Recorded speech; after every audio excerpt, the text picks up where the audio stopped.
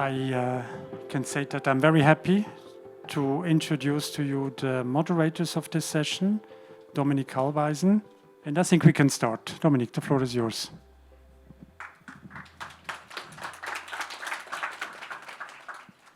Good morning, almost becoming good afternoon or lunch, ladies and gentlemen. It's my pleasure to not be alone on stage. I would like to very warmly welcome Professor Roman Ševčík and Dr.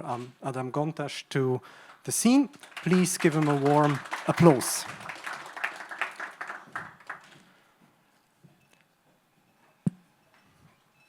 My name is Dominik Kalweisen. I'll have the pleasure of leading you through this fireside chat of 30 minutes. As so far in this conference, we will be having this fireside chat in English. And what is the topic? We will be talking about the power of collaborative ecosystems. It's about power, collaboration, and ecosystems. And before we go down that road, I would like to very much present our two guest speakers. This is Roman Ševčík from PIAP Institute Łukasiewicza, meaning the Institute of Applied Sciences in Automation and Measurement, where Professor Roman Ševčík is chair of the council. And on the other side, Adam Gontas, Dr. Adam Gontas, Head of Technology, Innovation and Digitization at Swissmem. Swissmem, one of the most important industry associations in Switzerland. Now to start this chat, let me very quickly take out one word: collaboration. It consists of co and to work together. So working together is the key where we would like to start from. And to go into the power of collaborative ecosystems, we want to discuss three theses. We will go through 3 steps to go full circle and come back to this fireside chat. The first thesis we would like to discuss is the following. The dual education system, which is one of the hallmarks of the Swiss education system, and that's our thesis, is the key to success. It pairs theoretical education with on-the-job lifelong learning. So theoretical education paired with on-the-job lifelong learning is our first thesis we would like to discuss, as it creates an ecosystem of collaboration. If I could give the word to you, Adam, and I don't think you have already received the microphone, but I can give it over to you. Thank you very much. What is your thought, what is your reflection upon this first thesis? Yeah, thank you, Dominik, for the introduction. And I think, me personal, growing up in Germany with Polish parents, and like most of you are with Polish parents, the one that have Polish parents here in the room, you heard that, yeah, you have to go to university, you have to study, you have to get the highest education possible. And I realized from Germany, but more even so from Switzerland, that this is not the case in Switzerland. The thing in Switzerland is the vocational training and the apprenticeships is very recognized and very important.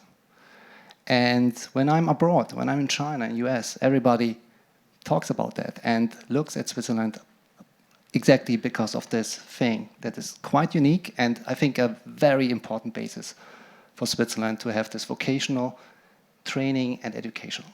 And I give you an example why this is important, because I met a lot of CEOs of larger companies that did that path. You don't have to go to university to become a successful and good CEO. So this is very important. And when we talk about digitalization, AI, any kind of connectivity, data centers and so on, you need to have the know-how how to do that. So how the wiring looks like, how the housing looks like, how metal being manufactured. And this is a very, very important foundation in this dual education and very important for Switzerland, I think.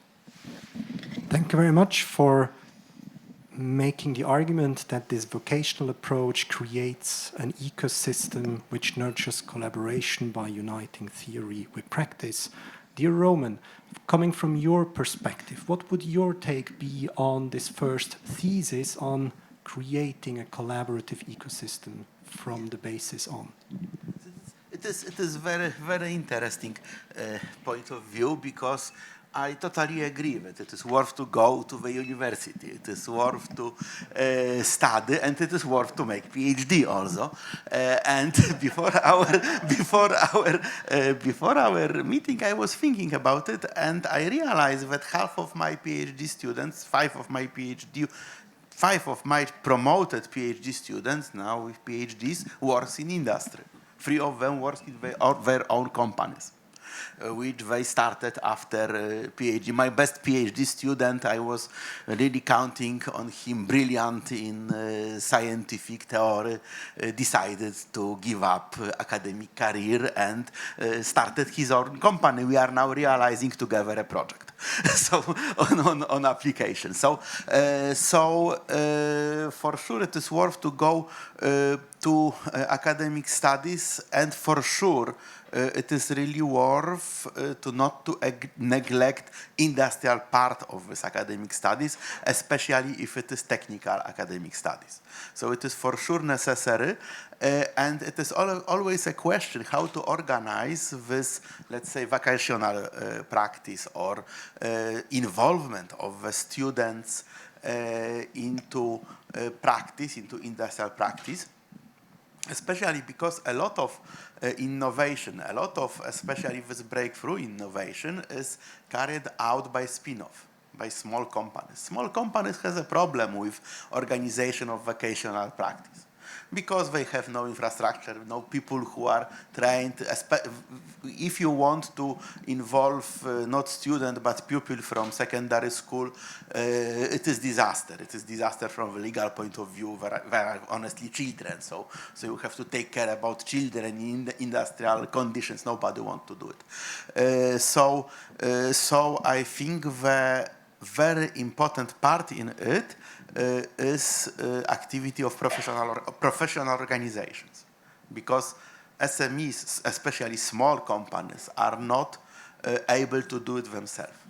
To really involved in vocational training, to really involved in participation of the student, there needs some support, not only from the side of university, which is obvious, but also from the side of their professional organizations in their area.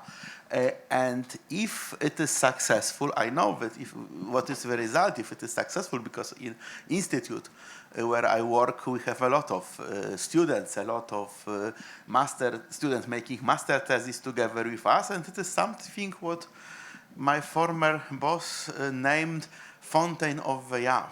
You know, if you need young people, you need to involve students, because if the students go to your company for summer practices, probably they stay with you, more or less.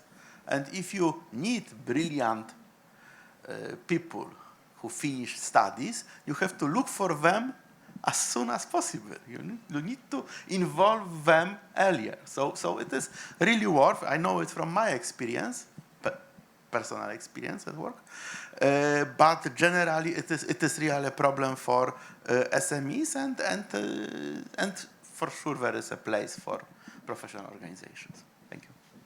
Thank you very much for valuable insights. So if we start distilling the elements, Adam, you mentioned vocational training being a part of the Swiss educational system, starting from a very young age, allowing you to really not lose the feel with the metal on the ground. To come back to your picture you used, and you, Roman, actually developed this further, saying we need a professional framework to not only nurture talent, but then also make sure that it is in a certain cadre, that it is accompanied professionally along its professional path. Now, if we take these ingredients and look at how do we get to powerful collaborative ecosystems, Let us go to a second thesis and build upon these elements we have distilled.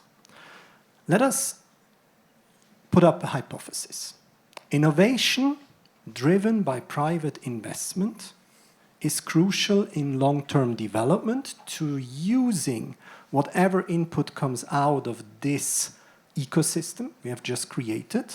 So innovation driven by private investment is key. However, state-funded innovation should primarily be focused on the initial phases of the innovation process. Let me rephrase this.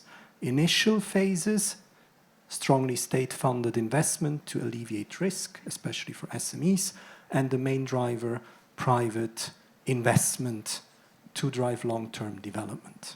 If I again give back to you, Diron, what would your take on this be? Thank you. I saw a plot on the previous session about visual systems, yes? There was AlexaNet as a breakthrough. It was public fund project because it was at university fund project. And then when it started to be developed, there was rapid increase of private investment.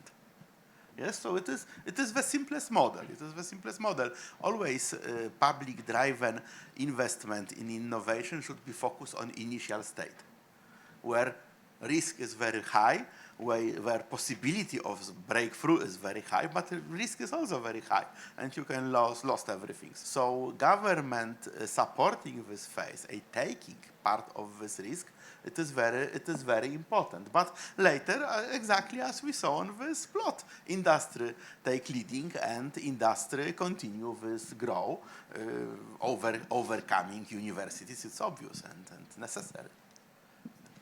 Thank you very much for this first starting point. I can remember when we prepared, you had a very clear point of view on this second thesis, Adam.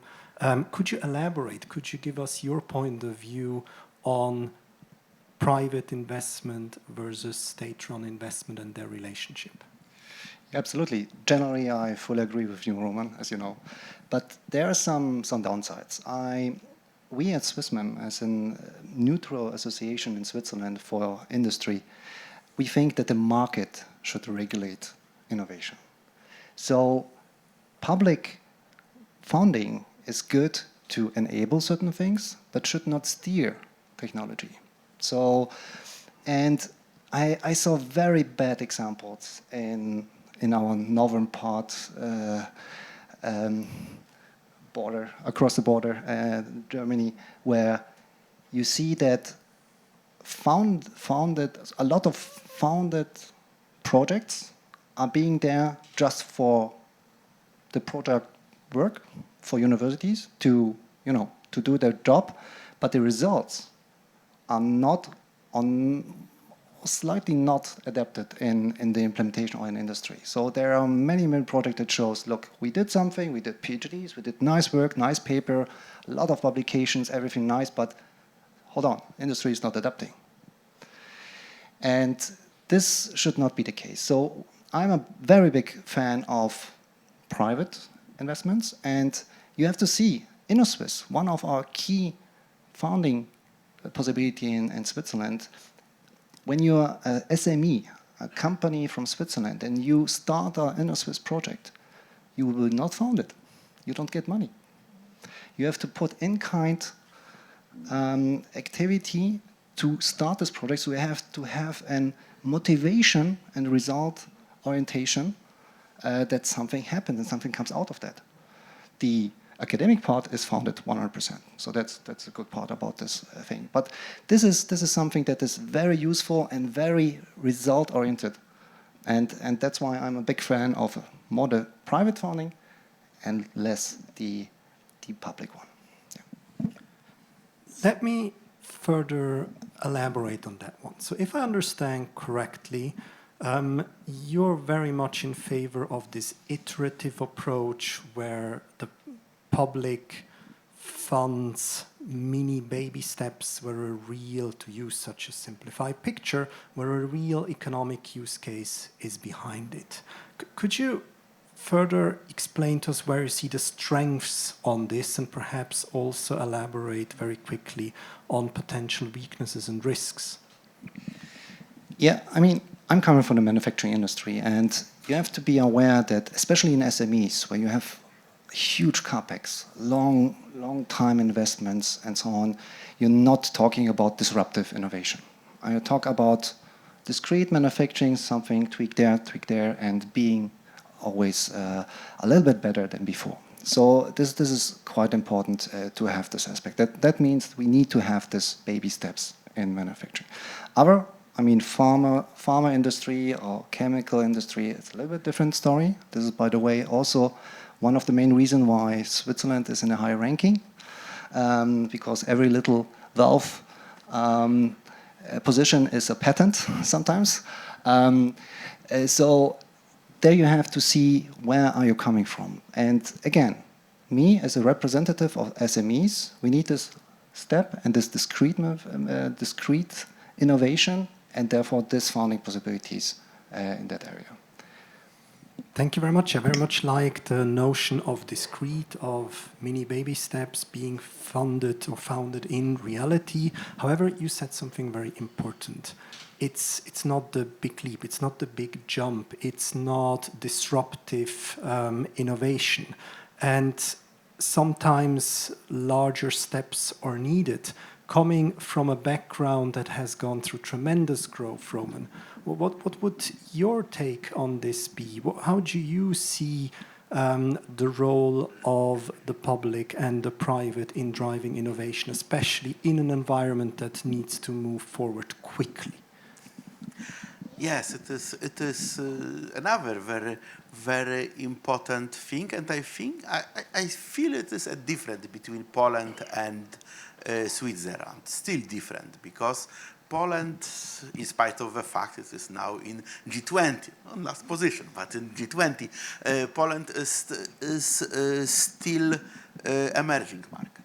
And if Poland is emerging market, the potential for breakthrough innovation, for rapid changing, for rapid transition is much higher than in major market like in Switzerland. So in Poland, in the transition environment, it is much easier to make breakthrough transition. If market is major, this transition is very risky.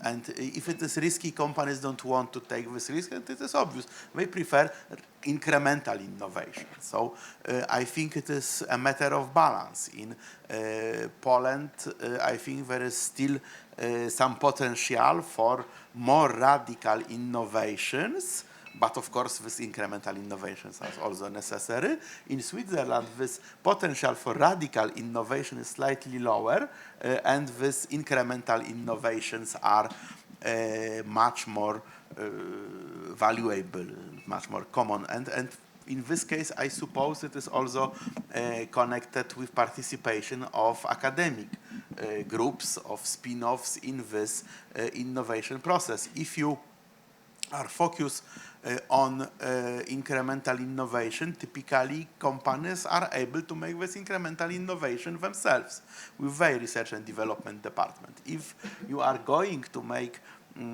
some bigger jump, yes, bigger transition, very often you need some support. Support, of course, not guidelines. I was cooperating a long time with Polish weighting scale producers, and they were very glad to have solutions from us, but from the beginning they were counting that they take the solution and adapt it themselves. Okay, so people from academia are not able to adapt the solutions for company, of course, obviously. But in case if company decide on this radical innovation, or not radical, but much longer jump, this support from academic research and development side is valuable, and sometimes it is, in my opinion, necessary. So this is also the matter of structurizing governmental intervention in this case, governmental support for innovation process. If you focus on incremental innovation, you can accept smaller participation of research and development, academic research, research institutions, research institutes. If you expect something bigger, this consortium, which covers academic institution and industrial companies, is necessary, and this is the way. I know, because I know who proposed this system in Poland in 2014, before previous part of Structural Fund. It was Ernst & Young, and it is Ernst & Young model of development of innovations in industry academic borders. So I'm not telling it from my head, I'm telling it from their reports. So that's why I have this idea clear. Thank you very much. Distilling from these learnings, so we have what you have called the Ernst & Young model, with much more focused innovation on disruptive innovation, transitioning now step by step, or with a need to transition to an incremental innovation, because also the economy is evolving towards a more capital-heavy, mature economy. So let us stress test with a third hypothesis, with a third thesis. And let us take a concrete example, especially against the background of why we are here together, so drawing the circle to Industry 4.0, 5.0, future manufacturing processes. Let us look at the EU policy and especially innovation funding around digital product passports and the EU Data Act, to just name a few. So whatever is in the pipeline right now, there is a lot of it. And in some, we could say this has provided Europe with a head start in making Industry 4.0 really starting to happen in reality on the ground. What learning should we derive, Adam, in your point of view, from this hypothesis stress test as companies in Switzerland and Poland, or in your perspective as companies in Poland, in Switzerland? Well, EU regulation is something we have to take care of, because, as you know, Switzerland exports more than 80% of their goods and services, and one of the important markets is the European market. So you have to adopt to EU regulation. And I'm having the chance of sitting together with my peers in Brussels and discussing EU regulation and lobby for it or against it. And some things are sometimes very strange to me. One example, digital product passport. Who of you heard of that? I hope most of you heard of this. Digital product passport, meaning that we know where a product is coming from, how the product is used, and where it has to go. Fully agree with this idea, especially in multi-material products such as batteries, makes perfect sense, and so on. But then I put myself into a CEO role of SME. I'm in my production site, I open up the control cabinet, I see this very nice QR codes everywhere that I can scan, and then I see, where is this product coming from? How is it used? Is it used in a good way? And where should I recycle it? For what? As an SME, I have to be super lucky that I have this product in my control cabinet. Maybe you remember 2 or 3 years ago, when there was no chips, when there was a lack of components, then this is something that you cannot do as an CEO of SME, that you can choose a different product if you don't like where it's coming from. This is one thing. The second thing is, if you look in practice, the information, tier 3, 2, 3, where this material is coming from. So plastic that is sourced somewhere in India. Who's controlling it? Who's monitoring that? So, in my opinion, the basic idea is good. The practical execution of this is not possible, and especially for SMEs. It's a burden. It's a really high burden and a cost factor.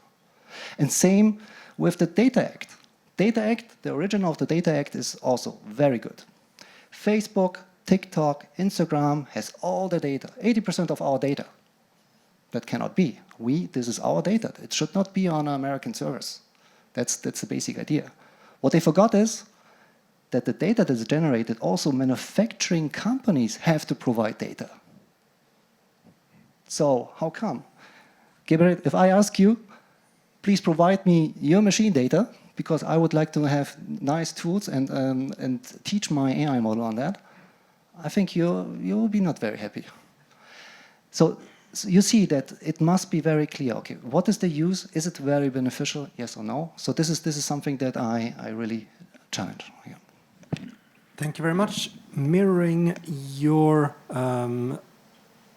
input and experience to what we have developed, to the canvas we have pulled up on ecosystems and especially how to power them. So what you're saying is that having inputs from a state-run side is important, but then they need to be grounded in the manufacturing needs. So linking them to what you described as an ecosystem that is really always connected to the reality on the ground is of utmost importance. Looking at it from another perspective, what, Roman, would your point of view be on testing this hypothesis number 3, looking at it from a Polish perspective? It is another sophisticated issue, because digital project passport is something which was never introduced anywhere around the world. Nobody introduced it. So nobody knows how digital product passport should look like. Okay? And we agree that it can be useful or it can be dangerous. It can be helpful or it can be resources wasting resources. So I have example. I am working now on the project of robotized disassembly of hard disk drives. Now we have large numbers of mechanical hard disk drives. Where are all decommissioned? Where all have to be disassembled? Where all have to be recycled? There are rare earth magnets inside if somebody is interested. Because I heard that many people is now interested in rare earth magnets. So there is a lot of rare earth magnets. You can just take it out. But you cannot melt it. You have to disassemble it by robotized process to have magnet.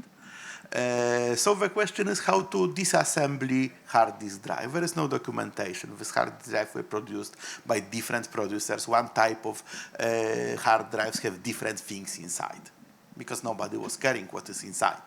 For consumer, it doesn't matter. It is hard drive. It has to operate. Nobody was thinking about disassembly. Okay? So now we have a large number of hard disk drive. We have to disassemble it. We have no documentation, and we have to make visual robotized systems to find screws. And think about this problem in a few years with car batteries. It will be the same problem.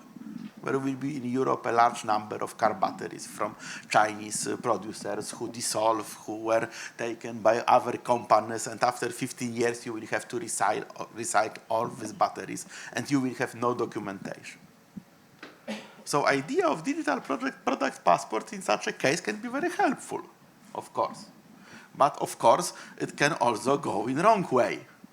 If you generate too much cost on products which don't have to be exactly understood, which recycling is obvious and clear, you don't need exact documentation. In worst case, we go to this digital regulations about information collection. Yes, because everybody thinks that RODO is about relation of citizen and company. From the beginning, it is not true. RODO is about relation between citizen and government. Okay? What information government can collect about citizen, under what condition, how it should be processed, and how long it should be taken. So this is the same question. So nobody knows how to do it. And honestly, I am partially enthusiastic about digital product passport, only partially. And I am also, probably we were on a similar meeting with European Commission members who were telling companies that they will share all their data with government. You know, I am cooperating with companies.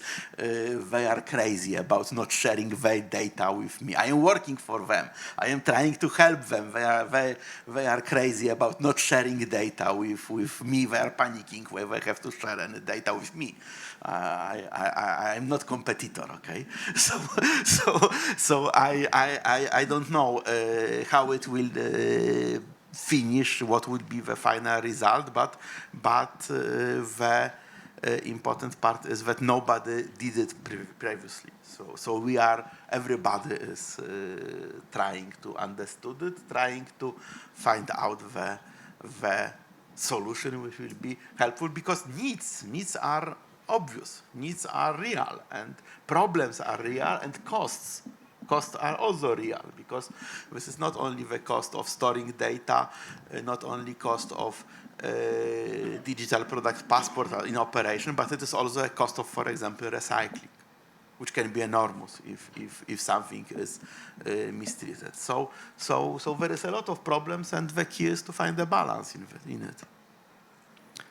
In a nutshell, you have mentioned two very interesting things. First of all, you have said, and always stress testing the hypothesis, nobody has done it before, which would speak in favor of, okay, state-funded induced kickoffs work. And you have said we are walking on a knife's edge, which would speak in favor of, once we get going, we need to make sure it remains well balanced. In conclusion, what would be your wish the audience would take away in one or two sentences as a key input from your side, Adam? I think we are sitting here to learn about innovation on both ways, Polish and Swiss innovation. And we talked also about regulation, about funding, and all these matters. And I think very important is to see not what is similar, or having a blueprint of how innovation is made and just adapt it. I think that's not going to happen. We have to see the differences and cherish the differences. So I think for Switzerland, it's a whole ecosystem of different things that work very well together. Very short ways, partnerships, founding possibilities, best universities, and so on and so forth. So I think the strength of Switzerland is in quality, in the security, in the interoperability of certain solutions. So this is the key strength of Switzerland. And on the other side, when I see the fast development of Poland, the amount of STEAM engineers and IT possibilities, it's the scaling up and the implementation of solutions, which is a driver for innovation. That means that I see that partnerships are very important. And it was said before, I think Mr. Brunner said it, that there is no way how an SME or an ABB or Geberit can do that on their own. So you need partnerships, especially software, hardware development, mechatronics, regulation, specific market fields. You need to think in cooperation, in partnerships. And then also see the differences and cherish them and use them, not assimilate. Thank you very much, Adam. What would your 2-3 keywords be, Roman? You know, I think the world now is in the moment of very big transition. This is the digital transition. We are talking about it. We are talking about digital product passport. We are talking about regulations, about solution. What will be different in a few years? And we are in the transition. What to do during this transition? I'll always say students that engineer cannot panic. Okay, this is the key. You never can panic. So this is what is my feeling. What we should do. We shouldn't panic. And I completely agree with Adam. We have to work together on solving this very difficult moment of transition, problems in this difficult moment of transition, because all of us know that Europe is not leading this transition now. It is led by United States, it is led by China. Europe have to follow and have to find the place in this new world, in this new reality. And if we want to find real place, valuable place, we have to do it together. We cannot panic. We have to make good decisions. We have to make final good decision, even if we have not too good ideas at the beginning, okay? So final decision, we have to elaborate final decision and not to make mistake, because this possible mistakes will be very costly in the future, our future and the future of our children. So this is my feeling. We have to work together and not make mistakes. Thank you. Thank you very much for those last thoughts. To sum it up, we are in a fast transition. We should not make too many mistakes based on the risks that are ahead. We have gone through the 3 theses of how to create an ecosystem. I've seen how very different they are. How to use the power of that ecosystem, activate it, so that at the end we can collaborate to go through this transition with minimal mistakes. And here I would like to conclude with one last mental picture. Let us go one step further, or to put it in another way, for collaboration. Let us look one country further than our immediate neighborhood, and the chances will be much larger than perhaps we expect. Thank you very much, Roman. Thank you very much, Adam, for your insights. Thank you very much, ladies and gentlemen.